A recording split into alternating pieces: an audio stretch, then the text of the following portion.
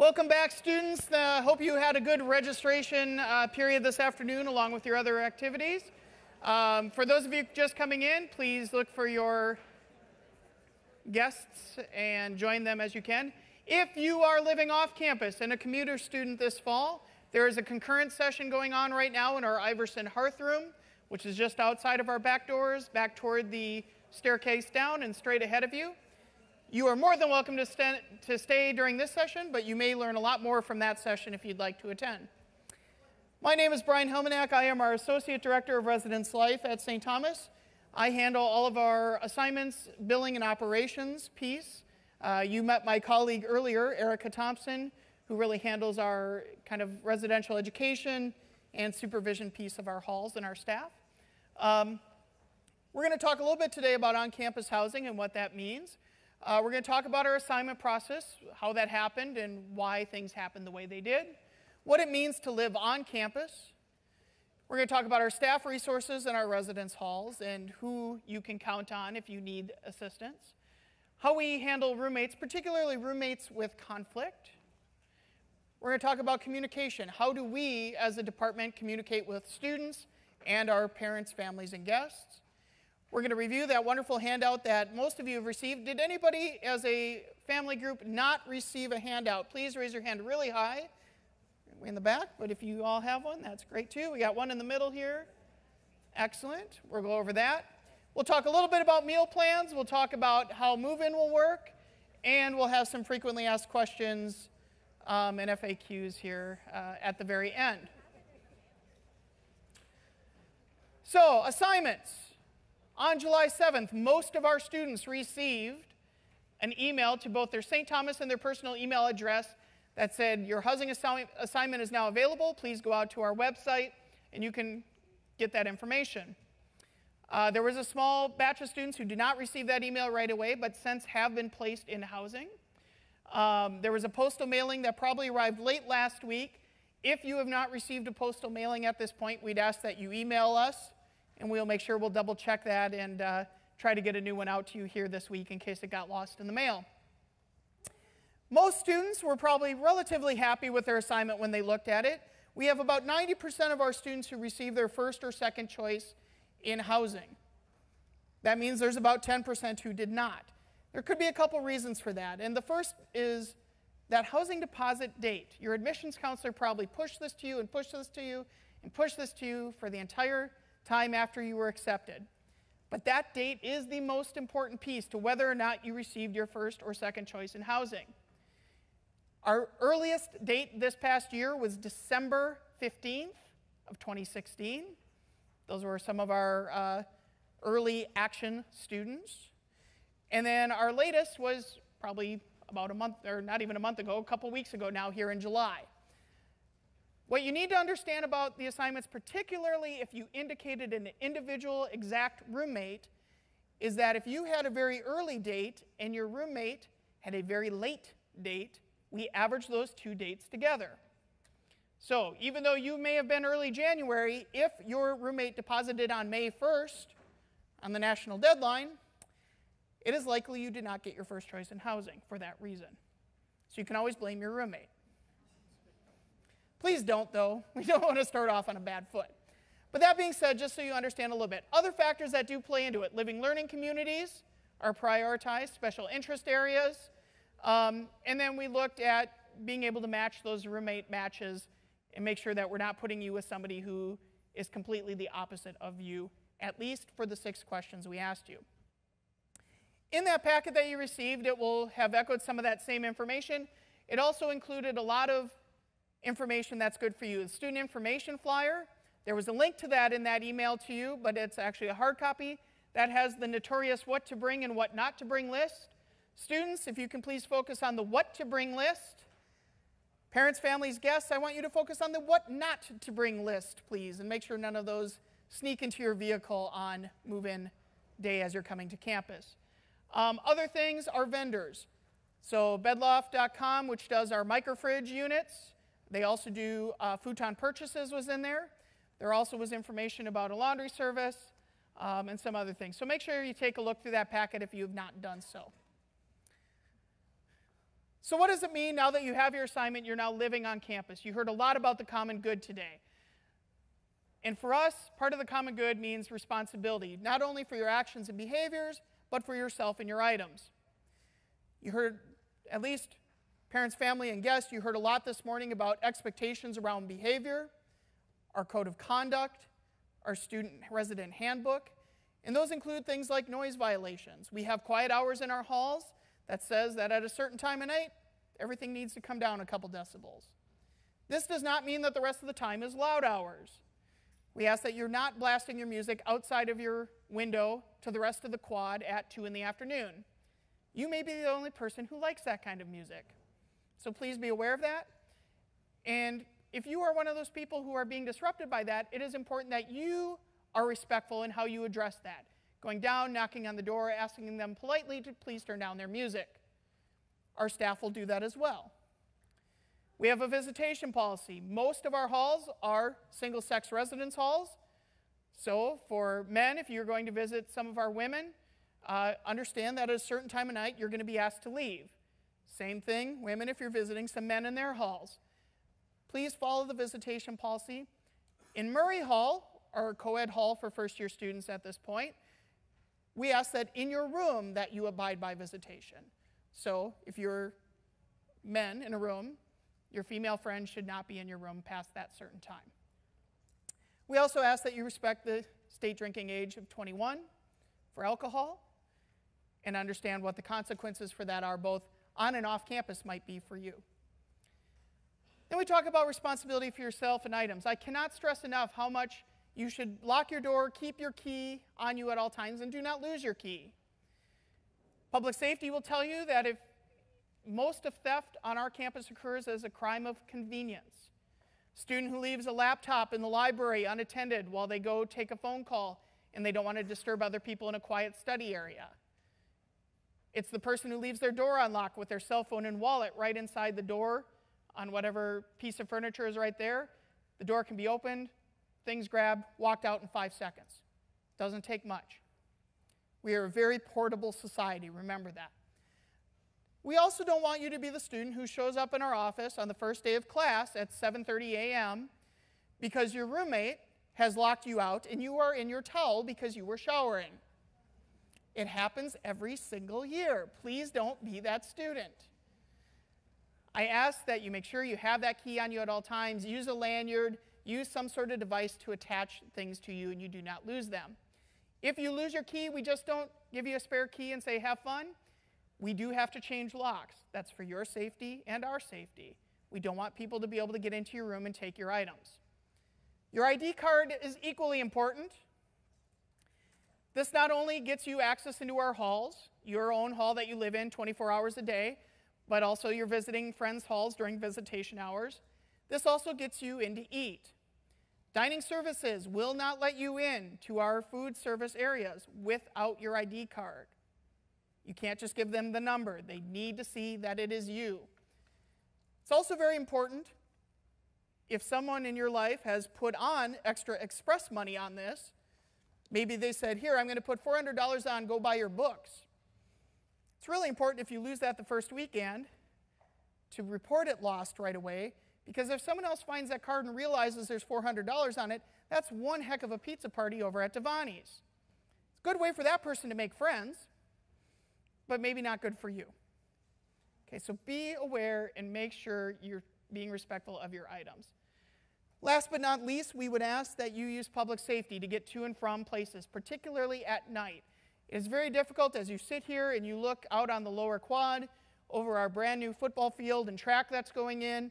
This is a really beautiful campus, but we are still an urban campus. We are in between the cities of St. Paul and Minneapolis. And it's very important that you understand that crime does happen in urban environments. Do not walk alone, particularly at night.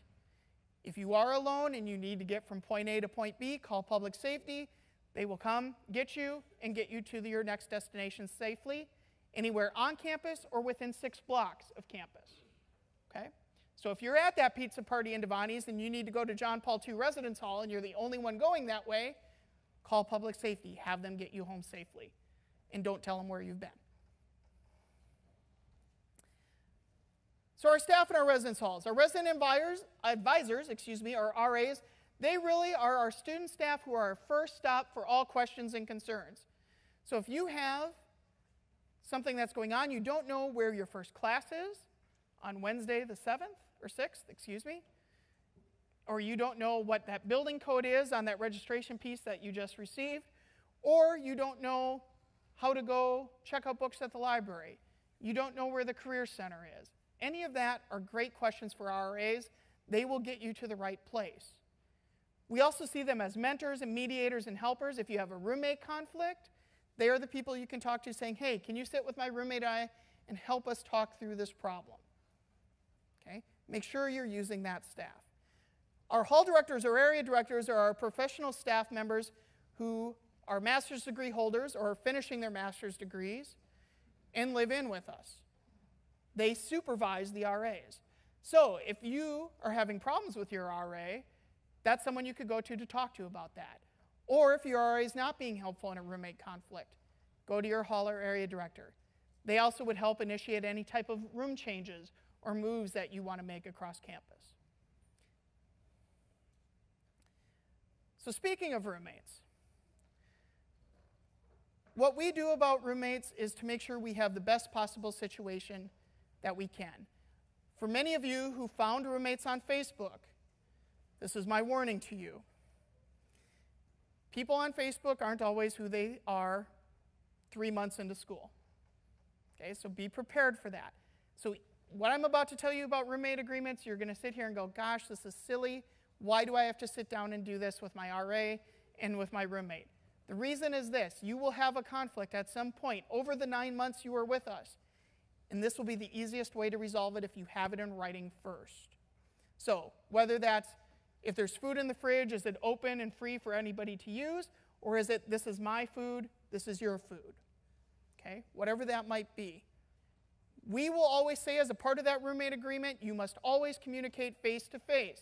This means no sitting back to back in your room, texting each other back and forth about how angry you are. That does not solve anything. It also means no vague booking. Oh, my roommate's so horrible. So all your friends at the other colleges go, oh, really? So is mine. Then you can just commiserate together. Again, that doesn't solve anything. I ask that you really watch about what you text or tweet, particularly tweeting. We understand some of the downfalls of tweeting from our celebrities and our politicians who haven't quite mastered this skill yet. But don't use it to resolve conflict. Talk to each other face to face. Use your mediator. Use that RA.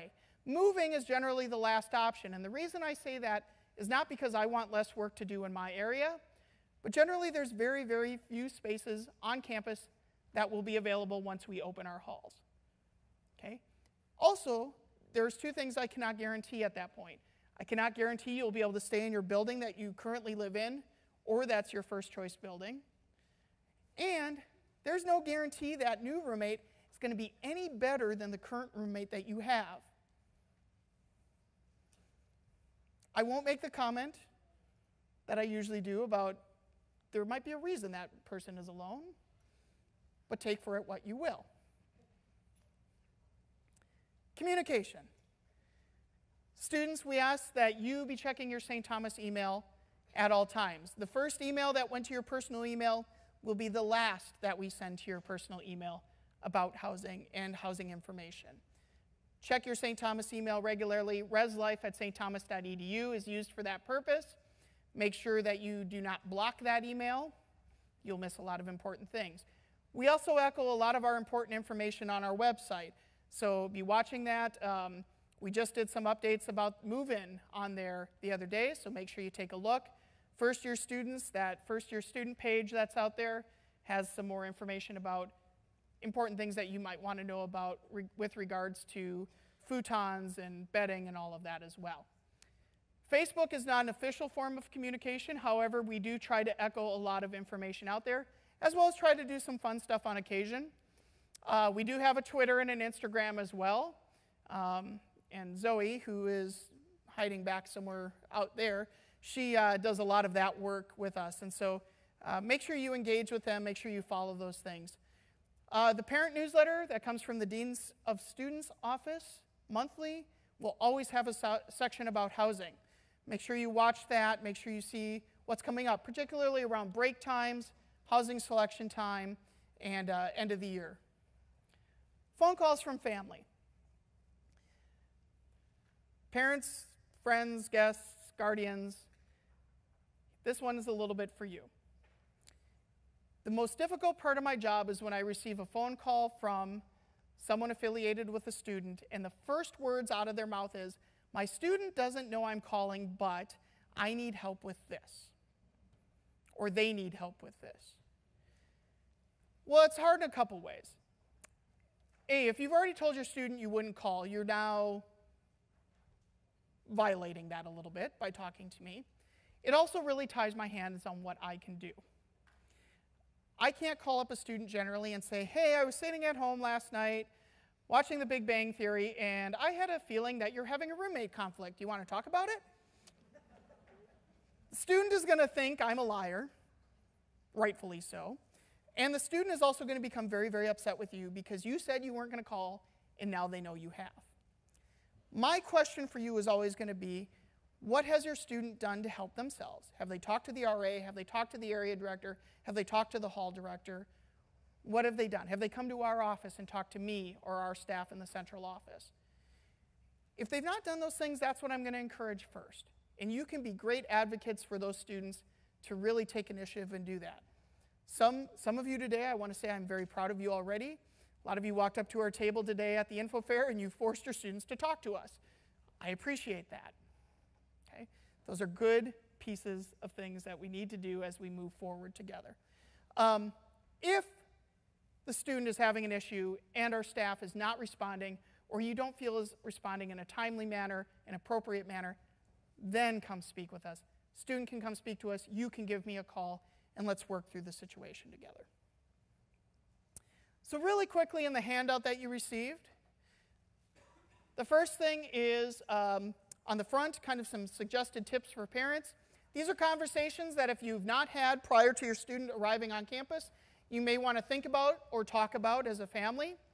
It's very important that you have some of these conversations and expectations for what your student is to do when they are on campus. The move-in date. I know we've had a lot of concerning questions about move-in date. First, I will say is that if you are not arriving early for any reason, we'll come back to that, move-in date is Friday, September 1st. Okay? If you are arriving early for some reason, it will be prior to that date. It will never be after that date. Pretty easy to remember. And we'll talk more about move-in in a little while. Important housing dates for this year, I really want to point out any of the breaks, so Thanksgiving break, fall break, all of that. It does say whether or not the student needs to sign up for those breaks. Information about J-term break is on there. And then also for housing for next year, a couple things to note. We start our application process, meaning just submit interest in potentially living on campus for next year, in December. This does not mean your student should be signing a lease off campus 3 miles away in December. What I will tell you right now is that we have landlords that are about 3 miles away that take advantage of St. Thomas students every year because they tell them, hey, if you don't sign this lease in December, someone else is going to get it. Well, they're probably right, but that's okay. Because I will tell you that in February, March, and April, when we select our housing, is when everything within about 6 blocks opens up for availability. So don't be convinced that you need to be 3 miles away in December. Those landlords know if they don't convince you to sign in December that they're not going to fill their spaces with St. Thomas students. Okay. The last one I'd point out on here is the end of the year move-out date. Please note when finals week is, students should be out 24 hours after their last finals, no later than the weekend after finals. Please do not call me on the Friday of finals week and ask for your student to stay until the 1st of June. We have clubs and groups and camps that come in right away after our students leave, so our students really do need to move along to their next destination during finals week. So we appreciate your help with that. The one thing to note about that too, most leases start on June 1. We don't end classes on May 31st. So please be aware that there may be a gap period in there, and what is your student going to do? Meal plans. You heard a lot about meal plans this morning. I'm going to do this very quickly. If you did not come see us today about changing your meal plan, you may still do so online in the student housing system. We recommend start low. For those of you who are on that Block 225 meal plan, I appreciate the gusto in which you think you're going to eat while you're on campus. However, that is essentially almost every single meal, every single day the cafeteria is open while classes are in session. That is a lot. What I would say is if you start low at that Block 150, you can always add meals if you run short. You can add express dollars. You can use your flex dollars. Start low. There's a lot of free food on this campus. Take advantage of it. Any of those unused meals are lost at the end of the semester. They do not roll over. You do not receive any credit.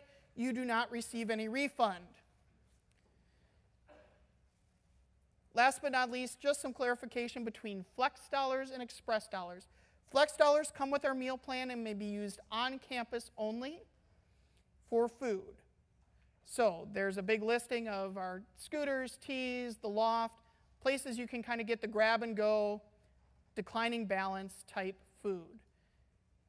Express dollars can be used everywhere. Express dollars you can put on, you can put an enormous amount on if you want, and that will roll over semester to semester. You do not have to use that money by the end of the fall semester, unlike the flex dollars. If you eat on campus and you have both on your card, flex dollars will always deduct first. So you don't have to worry about, oops, I used all my express dollars, but I still have 230 flex dollars. So I promised move-in on September 1st. We are working on getting our move-in packets ready. We are waiting to hear from all of our coaches and organizations about their early arrivals. Those are due to us on August 1, so our packets will be out shortly after that. If you are arriving, you will receive a packet that says, here is your arrival date, here is your parking card. You get one per student moving in, and we look forward to seeing you on that day. For most people, that's September 1st. We do say that on September 1st, please do not bring U-Hauls or trailers or any other large box trucks.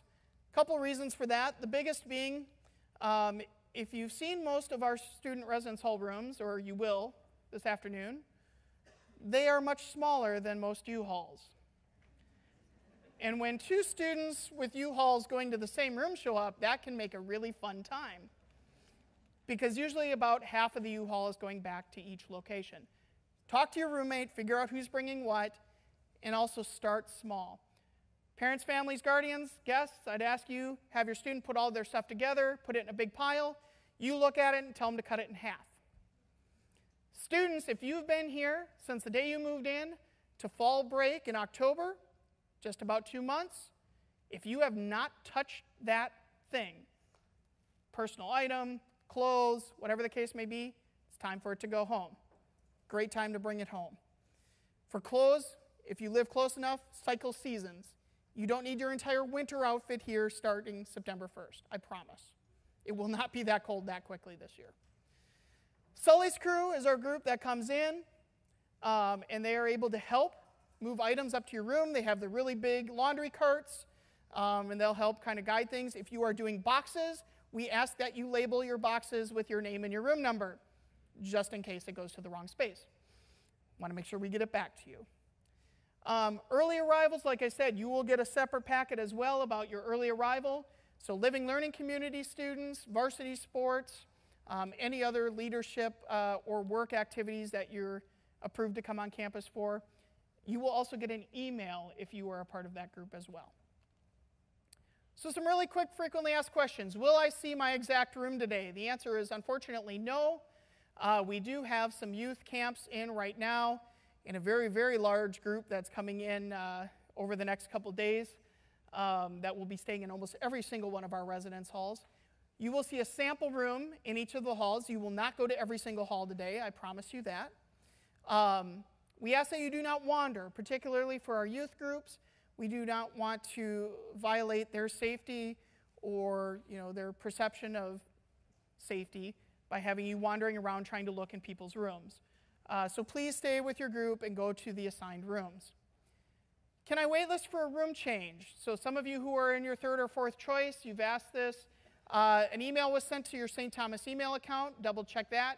You may enter in your information. What I will tell you right now is that it looks very unlikely we will be able to move many people, if at all, but we are still collecting that information just in case.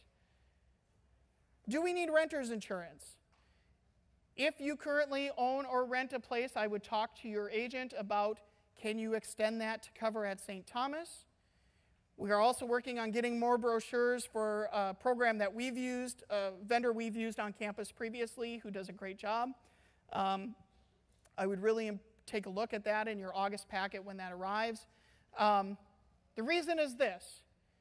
If something happens in a room, the university's policy covers our loss: furniture, carpet, building. It does not cover personal loss of a student. And that's really hard to tell people sometimes when, particularly like 2 years ago, a young woman was hanging things on a sprinkler head and went to pull them off and triggered the sprinkler. Flooded 7 rooms in Dowling. If you think about the amount of items you can have in your room, not just your clothing, but electronics, laptops, cell phones, PS3s, televisions, etc., etc. Class books. You just spent $400 to $500 on your books for the semester. They are now all ruined just before finals week, like what happened in Dowling.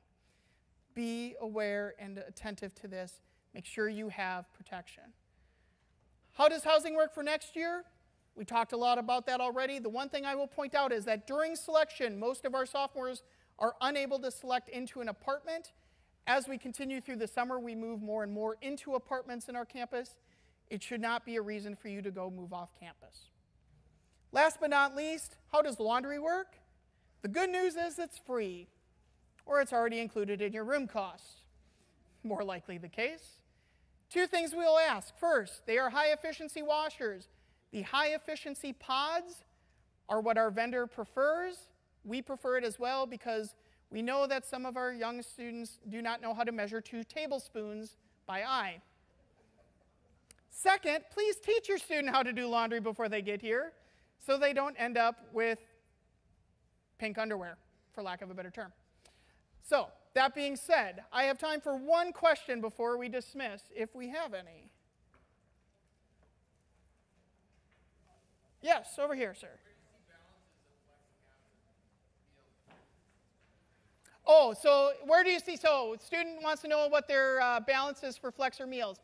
So if you swipe in the view or the bins, which is our all-you-can-eat areas, they should be able to tell you that right after you swipe. Same thing for the deductible balance on the flex. It should show up on the register after they swipe. All right.